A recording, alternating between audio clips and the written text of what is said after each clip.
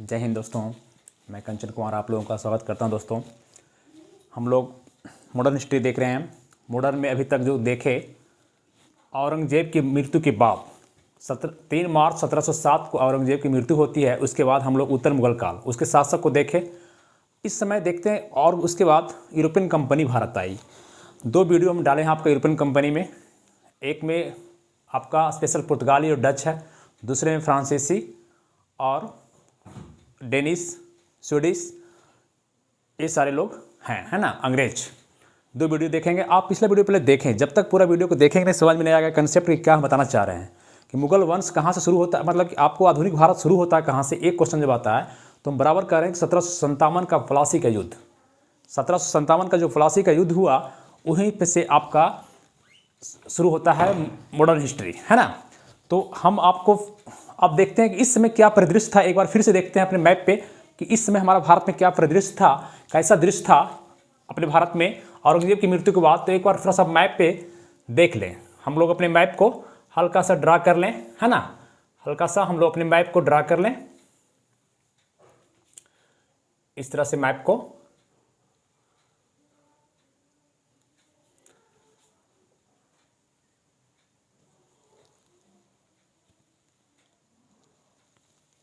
जगह नहीं है यहाँ पे, छोटा कर देते हैं, ठीक है।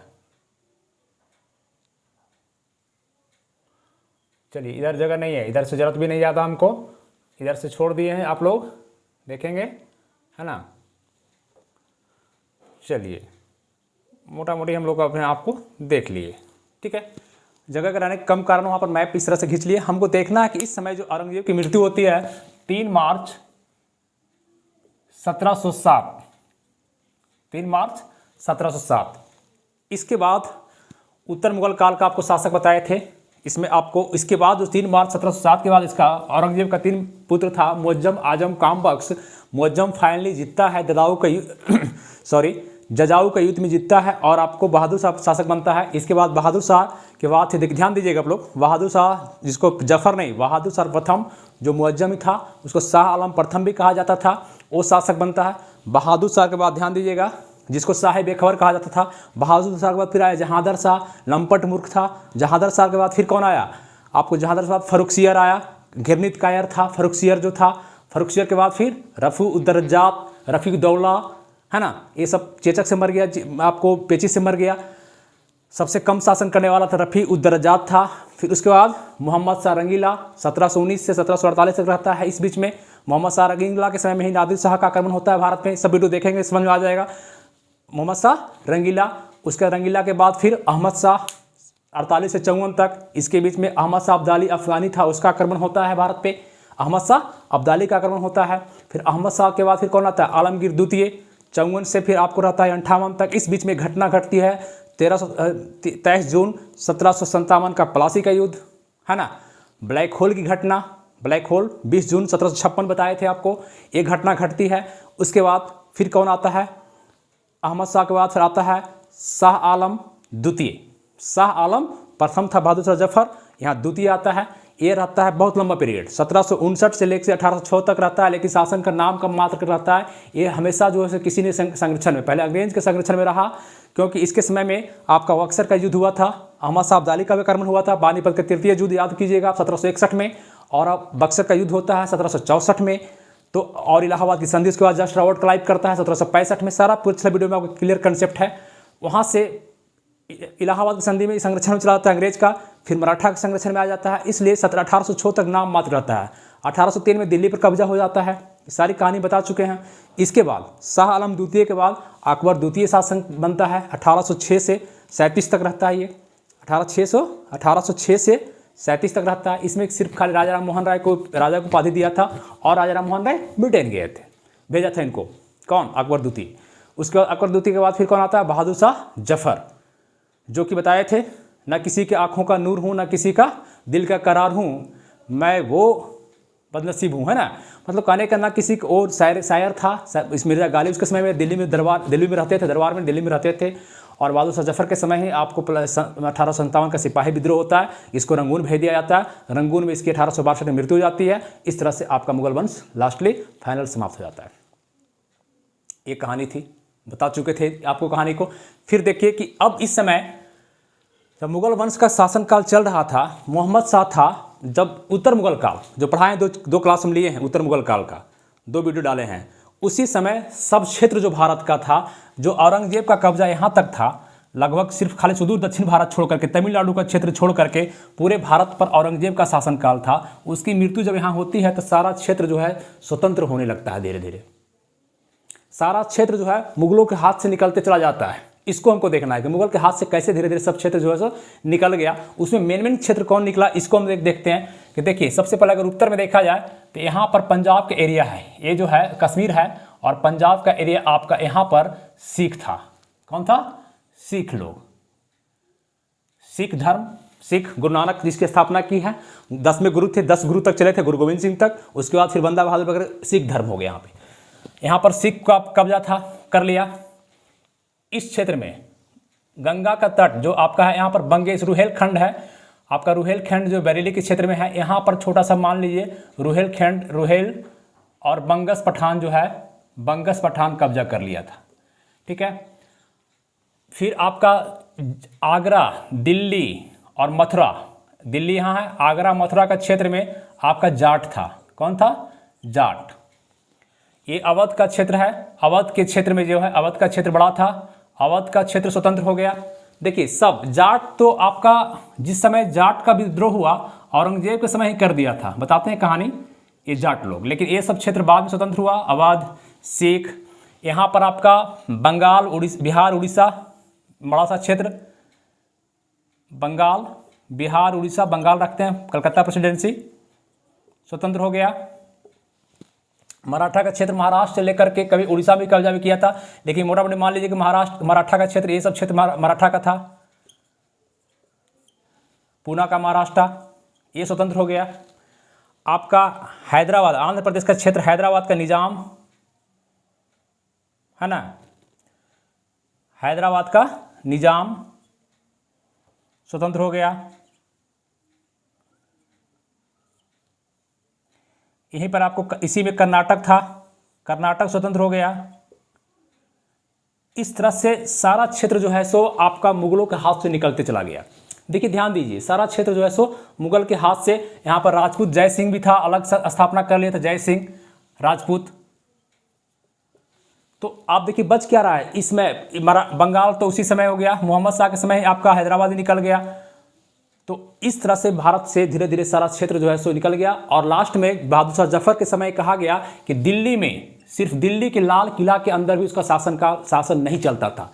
लास्ट मुगल वंश का अंतिम शासक बहादुर शाह जफर जो था, उसकी सत्ता इतनी छोटी हो गई कि दिल्ली से पालम तक कहा जाता है। क्वेश्चन करता है कि दिल्ली से पालम तक किसकी माने क्षेत्र था, मतलब दिल्ली में ही पालम जगह है, दिल्ली से पालम तक, तो बहादुर शाह जफर का।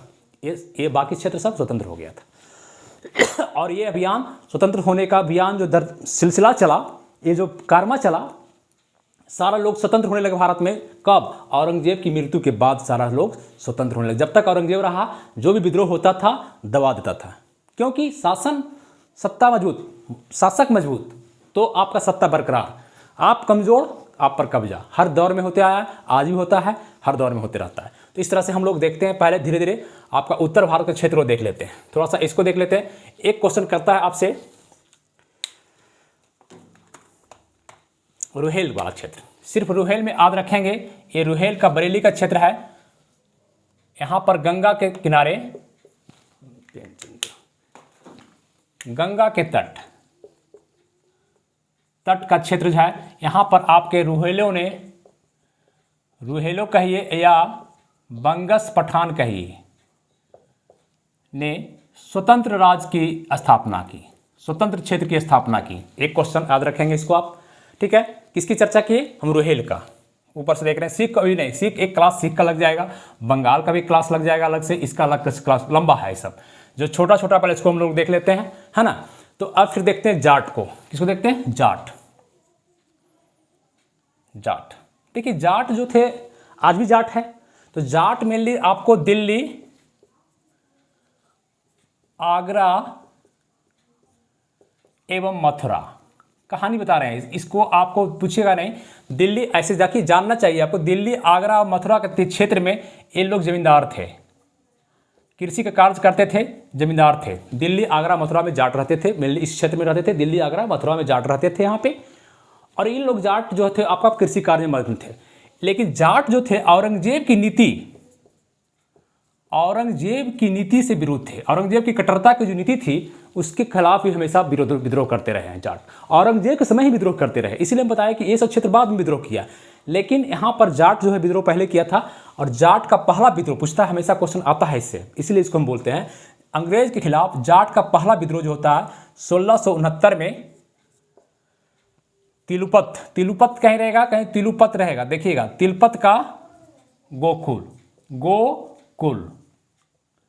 गोकुल जाट नाम क्या है, तिलपत भी याद रखेंगे। तिलपत का गोकुल दास ने विद्रोह किया था, किसके खिलाफ, औरंगजेब के खिलाफ दबा दिया गया। यहाँ पर आप इस चीज़ को एकदम ध्यान रखेंगे, तिलपत का है ना।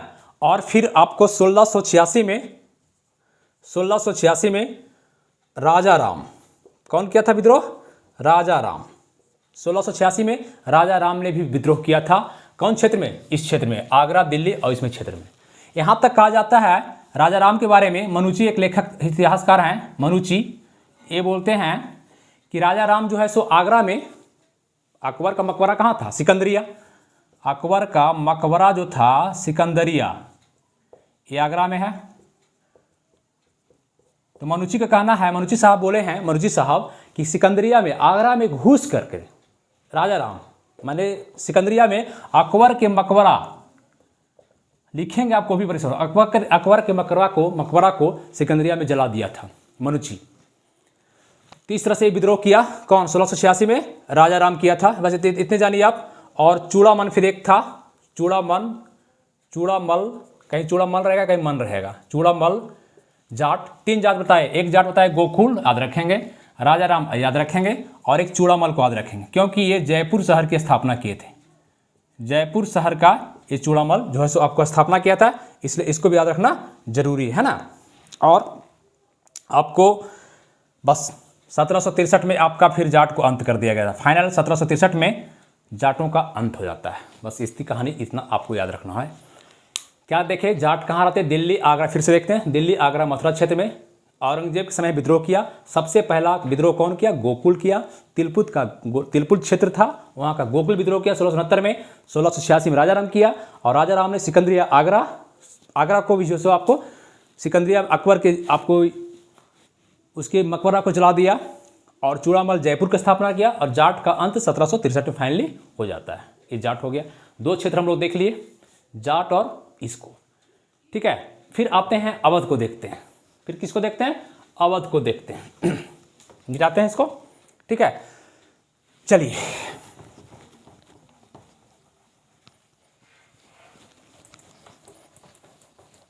क्या देखना जरूरी है, मैप देखिए, अपना इतिहास हम पढ़ रहे हैं, बात है कि बोझ हो जाता है क्योंकि पहले की कहानी है इसलिए याद नहीं रहता है। लेकिन देखिए इसमें कैसे कैसे होता है, अगर समझने का प्रयास करेंगे अपने दिल से तो सारा कुछ आपको दिमाग में घूमेगा। मॉडर्न हिस्ट्री हम जो पढ़ा रहे हैं अभी, आपके दिमाग में घूमेगा पूरा एकदम, है ना, चक्र की तरह घूमेगा। सिर्फ खाली बैठाने का प्रयास कीजिए मैप पे, इतिहास बिना मैप का अधूरा है।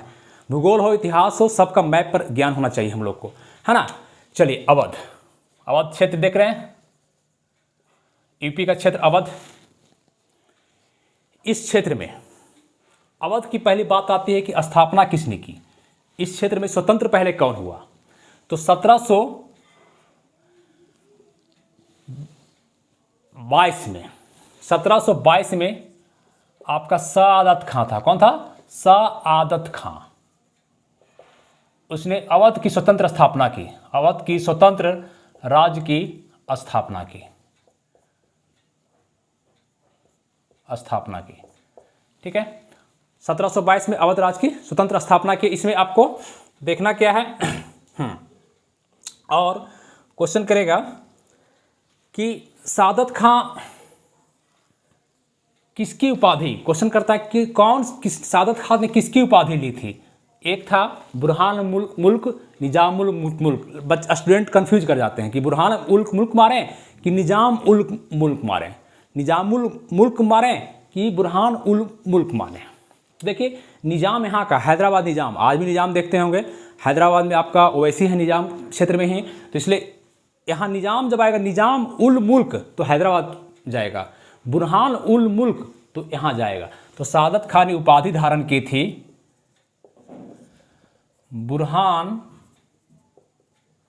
बुरहानुल, देखिए ऐसे भी लिख सकते हैं बुरहानुल मुल्क, ठीक है, ऐसे भी मिलेगा आपको लिखा हुआ, या बुरहान तोड़ सकते हैं इसको उल मुल्क, जैसे लिखना है, दोनों एक ही बात हुआ है ना, दोनों एक ही बात हुआ। बुरहान उल मुल्क की उपाधि धारण किया था इसने।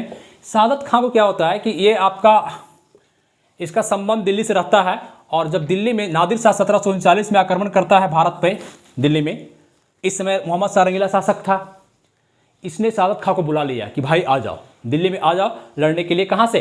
अवध से बुला लिया दिल्ली, यहाँ बुला लिया दिल्ली में, यहाँ पर बुला लिया। कौन? दिल्ली का शासक था मोहम्मद शाह रंगीला, वो बुला लिया किसको? सादत खां को। चला गया यहाँ, और सादत खां नादिर शाह के खिलाफ लड़ा, और जो है सो आपको हार गया, बंदी बना लिया गया, सादत खां को बंदी बना लिया गया। सादत खां बोला कि भाई मेरे पास क्या है, तुम जाओ दिल्ली यहाँ पर जाए, हमको क्या पकड़ते हैं, पकड़िए मोहम्मद शाह रंगीला को, 20 लाख नहीं 20 करोड़ मिलेगा आपको, 20 करोड़ मिलेगा। उसके बाद सादत खां डर से जो है सो इसके डर से, नादिर शाह के डर से आत्महत्या कर लेता है। क्या कर लेता है? आत्महत्या कर लेता है। तो एक क्वेश्चन आपसे पूछेगा क्वेश्चन कि सादत खां की उपाधि क्या थी? बुरहान मुल्क। सादत खां आपका किसका स्थापना किया? एक सादतुल्ला खां, कर्नाटक की बात करेंगे हम। यह है सादत खां, किसकी स्थापना की? अवध की स्थापना की। यहाँ पर आपको देख लिए। उसके बाद इसके बाद सादत खां जो है 1722 से लेकर के 1720 या 22 देता है, 1720 ही रखिए, 20 में स्थापना किया था, 1720 में, 1720 से 1739 तक रहता है, नादिर शाह के आक्रमण तक इसका शासनकाल है सादत खां का। उसके बाद आता है सफदर जंग, दिल्ली वाला हॉस्पिटल जो है जी, सफदरजंग है ना, सफदरजंग। ये आपका 1739 में, जहाँ इसकी मृत्यु होती है, आत्महत्या करता है, 1739 से लेकर के 54 तक रहता है। सादत खां के बारे में कुछ जाना नहीं है। ये आपका नवाब भी था, कहाँ का? अवध का नवाब भी था, और नवाब वजीर।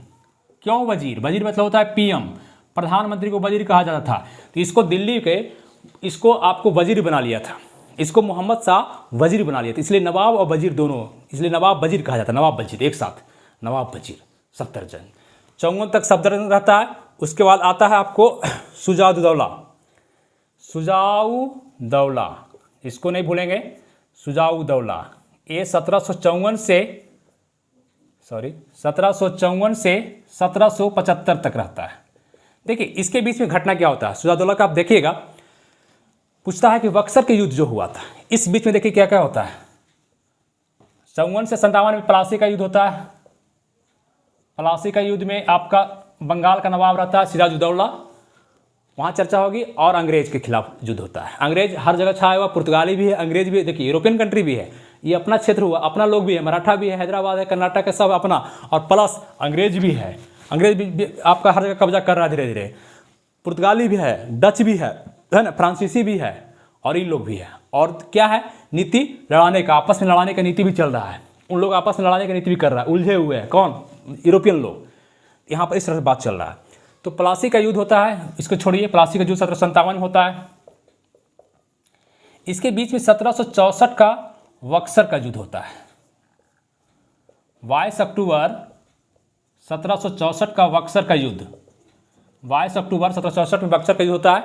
इसमें सुजाउदौला, मीर कासिम, बंगाल का पूर्व नवाब, और दिल्ली का शासक, मुगल शासक शाह आलम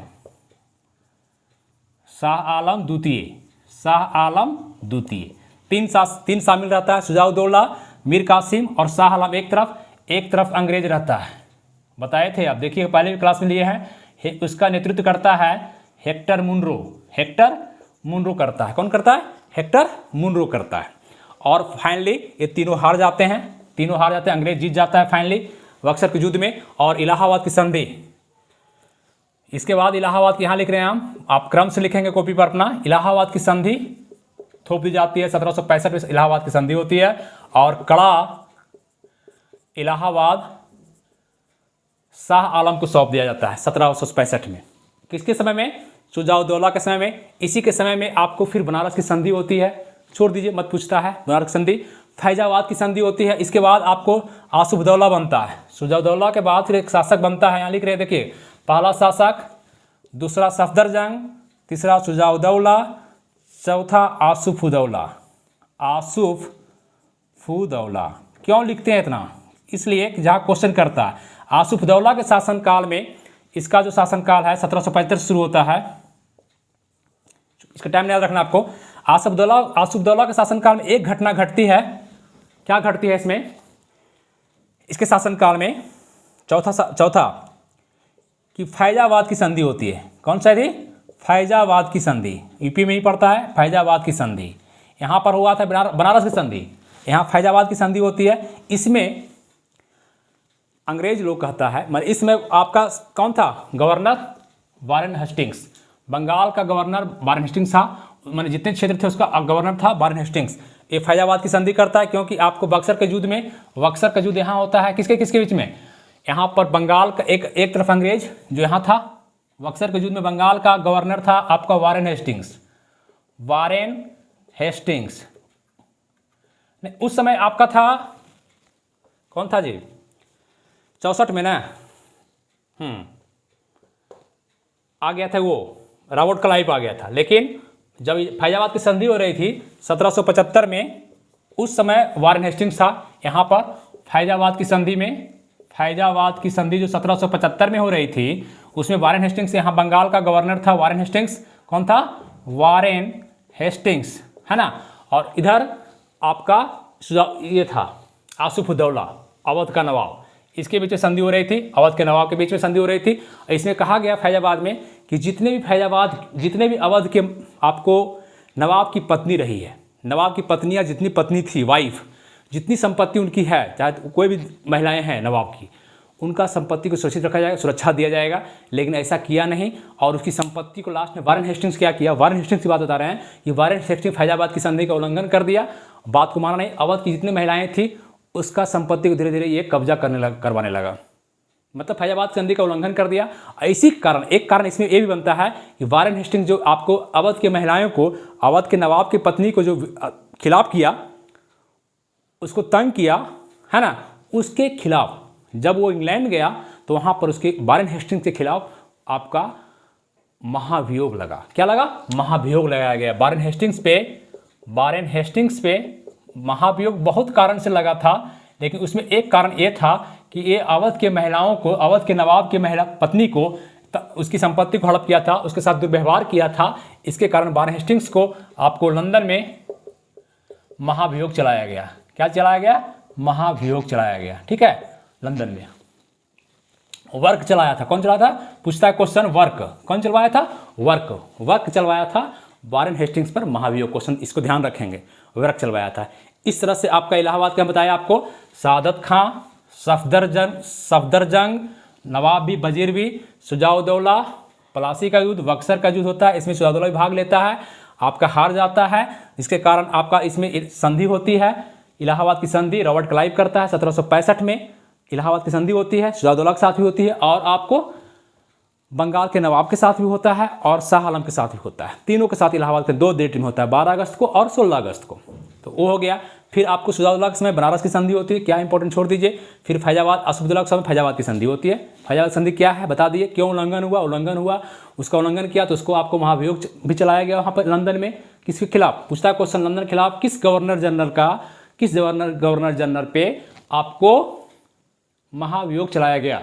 तो वारेन हेस्टिंग्स पे चलाया गया। क्वेश्चन डायरेक्ट पूछता है, वारेन हेस्टिंग्स कौन चलवाया? वर्क, ठीक है, वर्क चलवाया।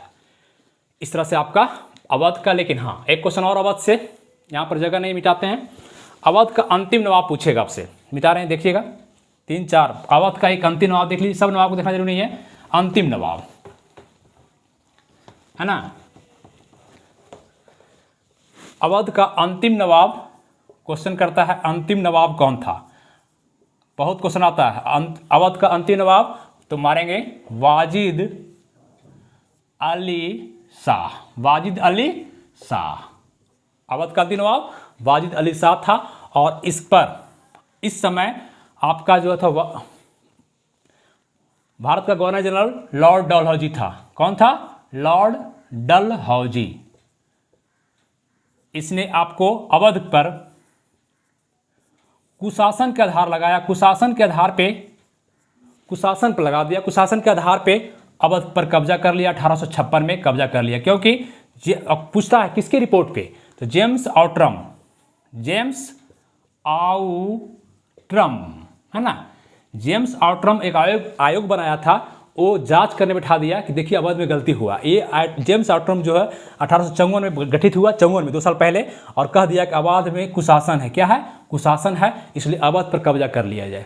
और अंग्रेजों ने 1856 में लॉर्ड डलहौजी ने अवध पर कब्जा कर लिया। क्वेश्चन करता है कि अवध को भारत में अंग्रेजों ने मिलाया, अवध को अंग्रेजों ने किस आधार पर मिलाया? पुलिस कार्रवाई से कि हैदराबाद, किससे, कैसे मिलाया? तो आप कहेंगे कुशासन के आधार पे। कैसे मिलाया? कुशासन के आधार पर। कुशासन का रिपोर्ट कौन तैयार किया था? James Outram. अंतिम उसमें नवाब कौन था अवध का? वाजिद अली शाह। याद रहेगा, इसलिए इसको ध्यान रखेंगे। उम्मीद करते हैं कि अवध भी आपको समझ में आ गया होगा। ठीक है, चलिए एक क्लियर हुआ अवध का कहानी। अब आइए हम लोग अवध के बाद अवध देख लिए, जाट देख लिए, रुहेलखंड देख, एक राजपूत देख लीजिए यहाँ पे थोड़ा सा। इससे कुछ नहीं पूछता है, जो पूछता है वही बताते भी हैं।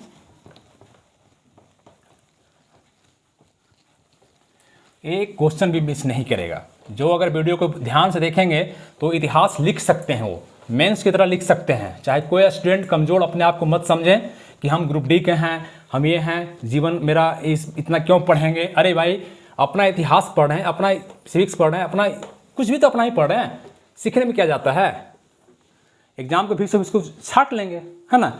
तो चलिए अब आइए राजपूत। राजपूत में सिर्फ आपको ये देखना है कि आपका सवाई जय सिंह, सवाई जय सिंह को याद रखेंगे। सवाई जय सिंह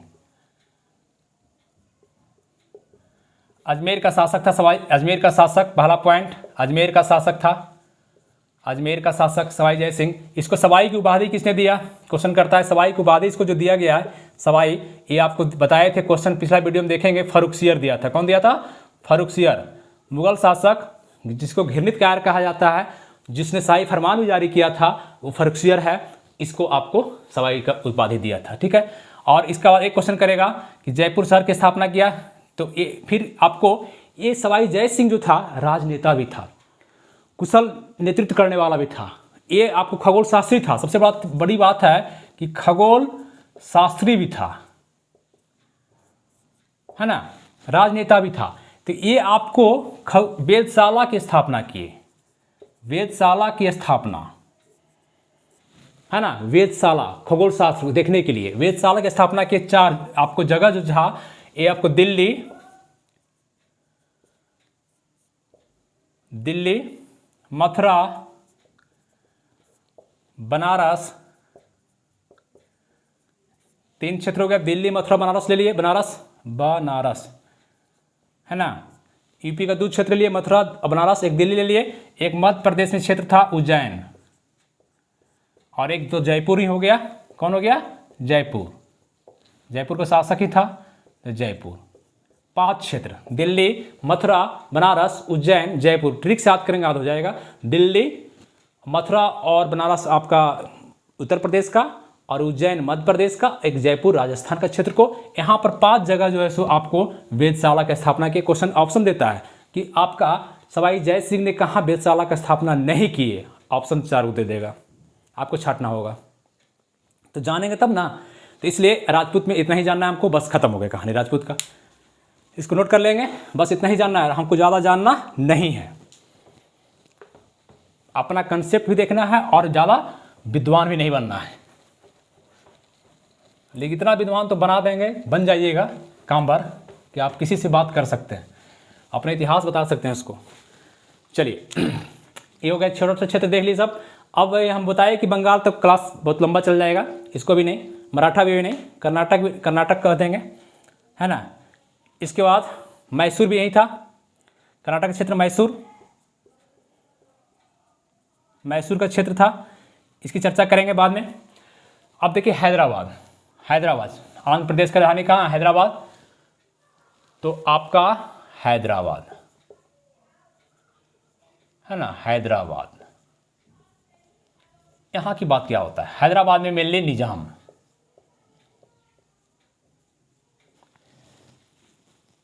देखिए मोहम्मद शाह रंगीला के समय, याद कीजिएगा मोहम्मद शाह रंगीला इसको कहा जाता था, रंगीला बादशाह था, हमेशा डूबा रहता था सवाब में। इसकी टाइम पीरियड थी 1719 से 1748 तक शासनकाल, है ना। इसमें नादिर शाह भी आक्रमण करता है भारत पर, तख्ते ताउस ले जाता है, कोहिनूर हीरा ले चल जाता है ना, ये सब ले चल जाता है। तो इस समय यहाँ पे एक व्यक्ति था जिसका नाम था चिनकिलिच खां। चिनकिलिच खां, है ना, चिनकिलिच खां, इसका नाम था चिनकिलिच खां, याद रहेगा, चिनकिलिच था। इसको जो है को आपको 1720 में कहानी बता रहे हैं कि यहाँ आपका दक्कन का 1720 में दक्कन का मतलब पूरे हैदराबाद में नहीं, पूरा दक्कन का सूबेदार बना के भेज दिया गया था। चले जाओ दक्कन में, यहाँ पर चिनकिलिच खां को भेज दिया गया।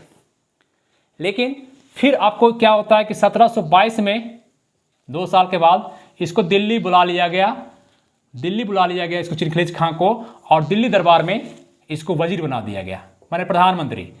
मतलब मोहम्मद शाह रंगीला शासक है और प्रधानमंत्री बनाया गया किसको, इसको वजीर बना दिया गया।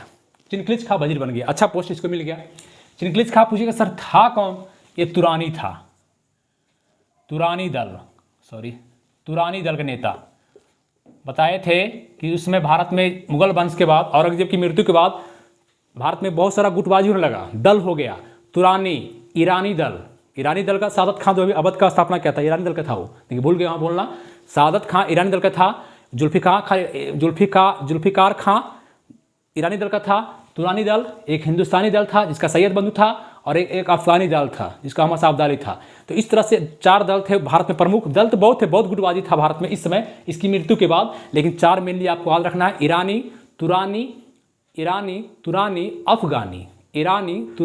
अफगानी, हिंदुस्तानी। तो ये तुरानी दल का नेता था और इसको वजीर बना दिया गया। लेकिन चिनकिलिच खां को इस दिल्ली में रह करके यहाँ की गुटबाजी, यहाँ का षड्यंत्र, यहाँ का कैरेक्टर, मोहम्मद शाह रंगीला का हमेशा लड़कियों के बीच में मैंने अयासी, इस सब के कारण इसको मन यहाँ पर लग रहा था, ये दिल्ली में रहना नहीं चाह रहा था, इसलिए ये दिल्ली से भाग कर फिर चला गया अपना दक्कन। फिर कहाँ चला गया, दक्षिण भारत ही चला गया भाग करके। 1723 में भाग के चला जाता है फिर दक्षिण भारत में, कौन, चिनकिलिच खां। और जब भाग के जाता है तो आपको मोहम्मद शाह रंगीला कहता है कि इसको चिनकिलिच खां को किसी भी प्रकार का, वहाँ का सूबेदार जो था यहाँ, उसमें जब इसको बुलाया दिल्ली वजीर बना दिया तो यहाँ का सूबेदार बन गया था मुवारिज खां, मुगल सूबेदार था मुवारिज खां। कौन था, मुवारिज खां, ठीक है। और मुवारिज खां को कह दिया कौन, मोहम्मद शाह रंगीला, कि आप जो है किसी भी प्रकार जिंदा और मृत्यु, मरा हुआ है या जिंदा, चिनकिलिच खां को आप गिरफ्तार करो।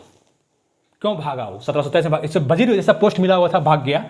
लेकिन मुवारिज खां और चिनकिलिच खां के बीच, मुवारिज खां और चिनकिलिच खां के बीच युद्ध होता है। उस युद्ध को कहते हैं सकुर खेड़ा, कहीं सुकर भी रहेगा, सकुर खेड़ा का युद्ध। बताने का कारण यही था, ये पूछता है क्वेश्चन, इसीलिए ये 1724 में हुआ। 1723 में भागा, 1724 में सकुर खेड़ा का युद्ध होता है। कहाँ पर होता है, दक्कन में होता है, दक्षिण भारत में सकुर खेड़ा जगह है, हैदराबाद में निजाम के जगह में ही है। और मुवारिज खां जो कि आपका सूबेदार था, मुगल सूबेदार बनाया था ये, और चिनकिलिच खां के बीच में युद्ध होता है। और लास्टली आपका मुवारिज खां की हत्या कर जाती है, चिनकिलिच खां इसकी हत्या कर देती है, देती है नहीं, लड़की नहीं है, कर देता है। और ये आपका स्वतंत्र हैदराबाद की स्थापना करता है, हैदराबाद राज्य की स्थापना। समझे बात को, कितनी कहानी थी। स्वतंत्र हैदराबाद की स्थापना कौन किया, चिनकिलिच खां का। और यही चिनकिलिच खां को इसकी उपाधि निजामुल, कैसे लिख सकते हैं फिर उसी तरह, निजामुल मुल्क, या इसको ऐसे भी लिख सकते हैं निजाम हैदराबाद का निजाम हो गया, अलग कर दीजिए। उल है, अलग कर दीजिए। मुल्क है, मुल्क माने देश होता है, क्षेत्र होता है। मुल्क मतलब देश, अभी नहीं कहता है आपको। और वैसे कहते हैं ना, मेरा मुल्क है, हम इस मुल्क के प्रधानमंत्री नहीं मानते हैं, मेरा अलग मुल्क है, ये हैदराबाद वहीं का, वैसी ही हैदराबाद का है। तो मुल्क हो गया, देश हो गया। उल मुल्क उपाधि था, निजाम उल मुल्क, निजाम हो गया हैदराबाद का, याद रखेंगे। अब बुरहान उल मुल्क रहेगा, बुरहान उल मुल्क तो सादत खां अवध का, बुरहान उल मुल्क, बुरहान उल मुल्क, और ये निजाम उल मुल्क। इस तरह से आपका इसका हैदराबाद की स्थापना हो जाता है। ठीक है, लीजिए इसका लिख लीजिए, ठीक ना। बस इतना ही जानना है इसमें, और कुछ जानना नहीं है। एक कर्नाटक का क्षेत्र है, यहाँ पर कुछ पूछता नहीं। मैसूर तो पढ़ाएंगे ही, लंबा क्लास इसका, एक क्लास मैसूर का युद्ध होता है, क्योंकि मैसूर में आपको आंग्ल मैसूर युद्ध होता है, 4 मैसूर युद्ध होता है। प्रथम आंग्ल मैसूर युद्ध 1767 से 69 होता है, द्वितीय 80 से 84 होता है, तृतीय आंग्ल मैसूर युद्ध 1790 से 92 होता है, चतुर्थ आंग्ल मैसूर युद्ध जो आपका 1799 में होता है। हैदर अली पहला जो 1761 में बनता है, वहाँ का राजा, कहाँ का, मैसूर का, उसका बेटा फिर टीपू सुल्तान आता है। इस तरह से कहानी वहाँ चलेगी। यहाँ पर बंगाल में क्या है, बंगाल का बताएंगे कि पहले मुर्शिद कुली खां था। कौन था, बंगाल का नवाब, बंगाल की स्थापना करने वाला 1717 में, मतलब उसमें शासनकाल कौन था, याद कीजिए इधर, फर्रुखसियर। फर्रुखसियर जो 1717 में शाही फरमान जारी करता है, शाही फरमान जारी करता है अंग्रेज के लिए, अंग्रेज को दीवानी देता है। अंग्रेज के लिए यहाँ पर बंगाल का नवाब जो आपका माने नहीं, मुगल का, मुगल दरबार का, मुगल का राजा फर्रुखसियर अंग्रेजों के लिए बंगाल में शाही फरमान देता है कि आप बंगाल, बिहार, उड़ीसा के क्षेत्र में, ये क्षेत्र भी था शामिल, बंगाल, बिहार, उड़ीसा के क्षेत्र में आप जो है सो व्यापार कर सकते हैं। शाही फरमान 3000 रुपया कर वार्षिक दीजिए, 3000 रुपया मात्र वार्षिक कर दीजिए, बंगाल, बिहार, उड़ीसा क्षेत्र में स्वतंत्र आप जो है बिजनेस कीजिए। ये कौन देता है, फर्रुखसियर देता है, किसको, अंग्रेज को, बंगाल में। और बंगाल का नवाब भी है, नवाब बना हुआ है कौन, मुर्शिद कुली खां, जो कि आपको नवाब, वो आपको भी नजराना घूस दिया, मुर्शिद कुली खां घूस दिया इसको 2 लाख रुपया और बना। इस तरह से कहानी यहाँ चलेगी। चर्चा मराठा की कहानी चलेगी, शिवाजी से शुरू होगी मराठा की कहानी। तो ये मराठा का अलग क्लास, मैसूर अलग, और बंगाल का क्लास अलग होगा। ये सब छोटा छोटा क्लास हम बता दिए आपको। हाँ, एक चीज कर्नाटक लिख लीजिए खाली, सिर्फ कर्नाटक में एक क्वेश्चन करता है मात्र, बस कर्नाटक का एक क्वेश्चन। कर्नाटक का स्वतंत्र स्थापना, स्वतंत्र राज्य की स्थापना किसने किया, तो आप लिखेंगे सादुतुल्ला खां, सादुतुल्ला। देखिए वहाँ सादत खां था, यहाँ है सादुतुल्ला खां। बस इतना ही याद रखिए। कर्नाटक की स्वतंत्र राज्य की स्थापना कौन किया, सादुतुल्ला खां रखेंगे, एकदम निश्चित याद रहेगा आपको। सारा देख लीजिए। इस तरह से आपका मुगल वंश धाराशायी हो गया, सब अवध निकल गया, जाट निकल गया, रोहिलखंड निकल गया, राजपूत यहाँ निकल गया, हैदराबाद निकल गया, कर्नाटक यहाँ पर स्वतंत्र हो गया, मैसूर निकल गया, मराठा निकल गया, बंगाल निकल गया, तो बचा उसके पास क्या है ना। इस तरह से भी कहीं कहीं हर जगह फिर मुंबई आपको सब जगह अब लड़ेगा आपस में, अंग्रेज भी भिड़ेंगे, फ्रांसीसी भी भिड़ेंगे, और इंग्लिश क्षेत्र भी भिड़ेंगे, आपस में लड़ाई होगा। एक किसी का कोई पक्ष लेगा, किसी का कोई पक्ष लेगा। इस तरह से क्षेत्र भारत का पूरा बट चुका, मतलब मुगल वंश मॉडर्न हिस्ट्री, इसलिए इसको कहते हैं कि मॉडर्न हिस्ट्री शुरू हो गई है ना। चलिए आज की क्लास में इतने ही, और हम लोग कल की क्लास में फिर अपना नेक्स्ट क्लास में देखेंगे इसको, बंगाल को ही देख लेंगे पहले, फिर मैसूर देख लेंगे, फिर मराठा देख लेंगे। उम्मीद करते हैं कि आपको अच्छी तरह से समझ आ गया होगा। थैंक यू दोस्तों। और चैनल को जाते जाते हर साल की भांति इस साल भी लाइक सब्सक्राइब कीजिए, बढ़ाइए, आपका अपना चैनल है। Thank you.